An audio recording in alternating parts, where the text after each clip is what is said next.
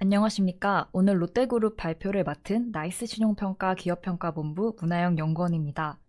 석유화학 부진 장기화 속 재무부담 지속으로 구조조정 진행이라는 주제로 발표를 진행하겠습니다.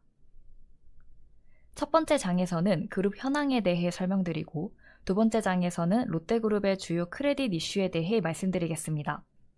마지막으로 주요 계열사의 신용도 전망을 정리하면서 발표를 마치겠습니다.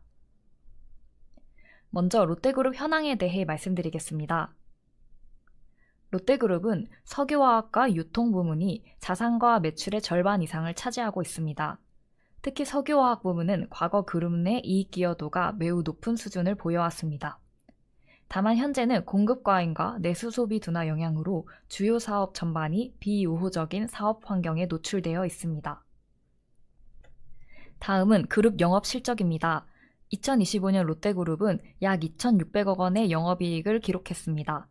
유통과 호텔 부문은 구조조정과 운영 효율화 영향으로 수익성이 개선되는 모습을 보였습니다. 다만 주력 사업인 석유화학 부분의 실적 부진이 장기화되면서 그룹 전체 이익 창출력은 여전히 저하된 상태입니다. 결과적으로 일부 부문의 수익성 개선에도 불구하고 석유화학 부진 영향으로 그룹 전반의 실적 회복은 제한적인 상황입니다. 그룹 재무부담입니다. 그룹은 2022년 이후 투자를 확대하였으나 이익 창출력이 둔화되며 차입금이 크게 증가했습니다. 2025년에는 재무구조 개선을 위해 투자 축소와 자산 매각을 추진하였으나 저하된 현금 창출력이 지속되며 차입금 감축은 제한적이었고 여전히 과중한 채무부담이 지속되고 있습니다. 다음은 크레딧 이슈입니다. 첫 번째 이슈는 석유화학 부분입니다. 올레핑계 기초소재 중심 사업 구조로 인해 공급 과잉 영향이 크게 나타나며 4년 연속 영업 적자가 지속되고 있습니다. 향후에도 중국 중심의 증설이 이어질 것으로 보여 수급 부담은 당분간 지속될 전망입니다. 또한 호르무즈 해협 운항 제약이 장기화될 경우 원료 조달 차질로 가동률 하락과 매출 위축 가능성이 존재합니다. 롯데케미칼은 2025년 자산 매각과 투자 축소를 진행했음에도 불구하고 영업현금 창출력 저하로 인해 차입금 감축은 제한적이었습니다. 이러한 상황에서 석유화학 업황 부진이 장기화되며 정부 주도의 산업 구조 개편이 본격화되고 있습니다. 첫 번째로 2026년 2월 롯데케미칼과 HD 현대케미칼의 대산 석유화학 단지 재편안이 승인되었습니다. 또한 롯데케미칼은 여수 공장 일부를 분할한 뒤 여천 NCC와 합병하는 추가적인 사업 재편도 추진 중입니다. 결과적으로 롯데케미칼은 적자 사업부 분할로 외형 축소가 불가피하지만 손익 및 차입금 부담은 다소 완화될 것으로 보입니다. 하지만 이러한 산업 구조 개편이 실질적인 이익 회복으로 이어지기까지는 상당한 시일이 소요될 것으로 예상합니다. 다음은 유통 호텔 부문입니다. 유통 호텔 부문은 비호적인 영업 환경에도 불구하고 점포 구조 조정과 비용 절감, 면세 사업 수익 구조 개선을 통해 수익성이 개선되었습니다. 현금 흐름이 개선되며 차입금도 일부 감축되었으나 여전히 이익 창출력 대비 차입금 부담은 높은 수준입니다. 2026년에는 정부의 확장 재정 기조 등으로 민간 소비가 다소 개선될 것으로 예상됩니다. 다만 가계 채무 부담과 인구 구조 변화 등 구조적 요인으로 인해 유의미한 소비 반등은 쉽지 않을 전망입니다. 백화점과 호텔은 소비 양극화 수혜, 외국인 관광객 유입 확대로 견조한 이익 창출력을 유지할 것으로 보입니다.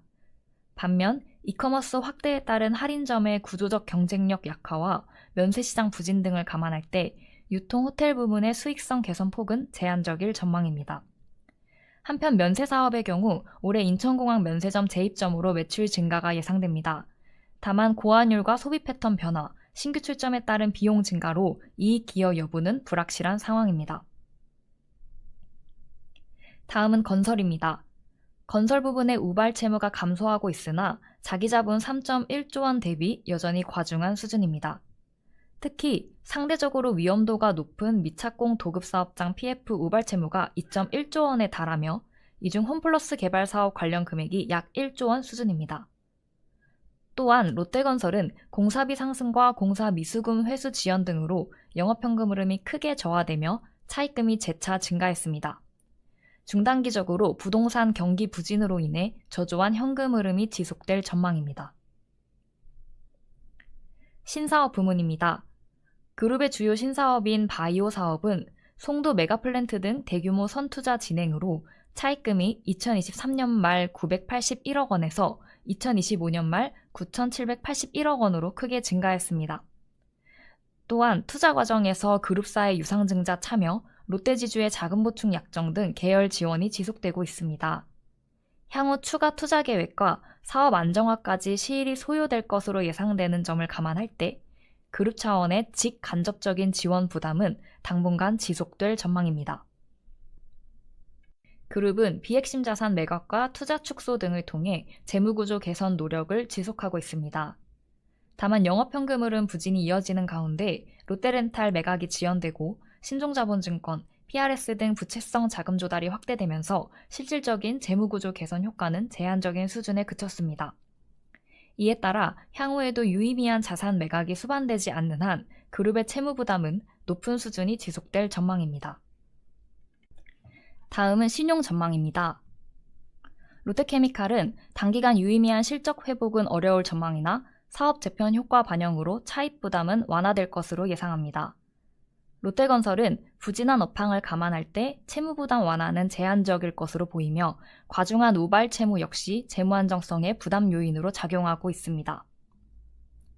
롯데쇼핑은 안정적인 이익 창출력을 바탕으로 재무 부담 통제가 가능할 것으로 예상됩니다.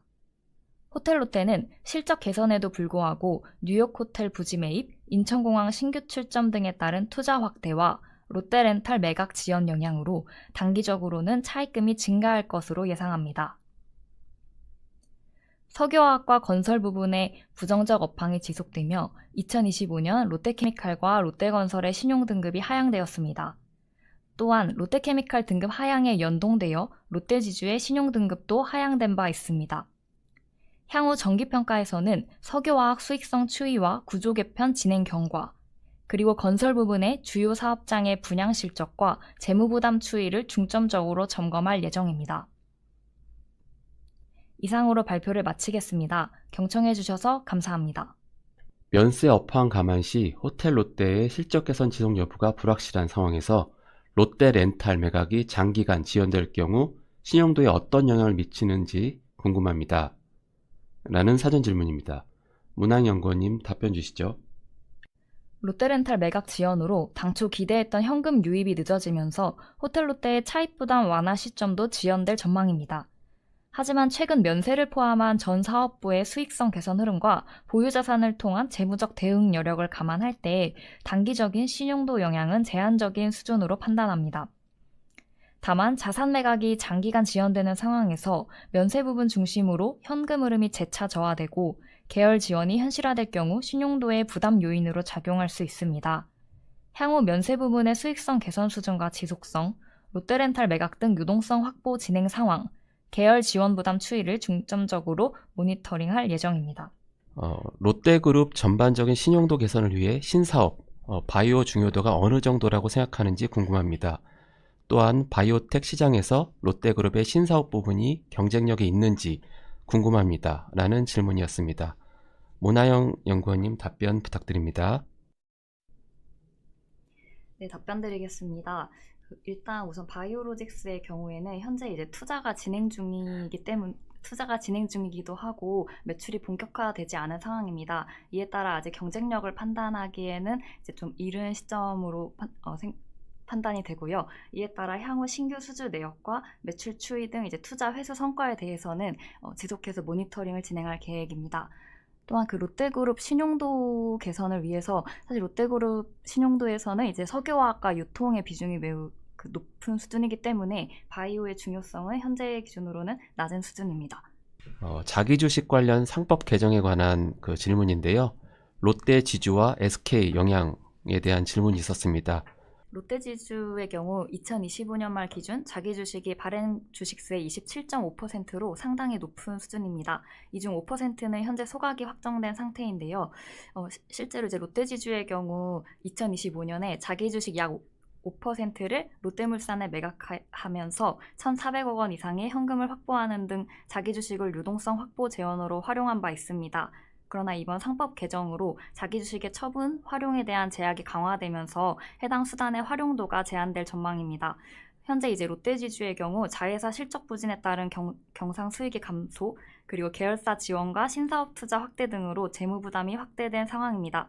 또한 종속 관계기업 투자 주식이 전체 자산의 90% 이상을 차지해서 이제 별도로 매각 가능한 유형 자산도 제한적입니다. 이러한 점들을 종합적으로 고려할 때 상법 개정에 따른 자기주식 활용 제한은 재무적 대응령 측면에서 부담 요인으로 작용할 것으로 판단하고 있습니다.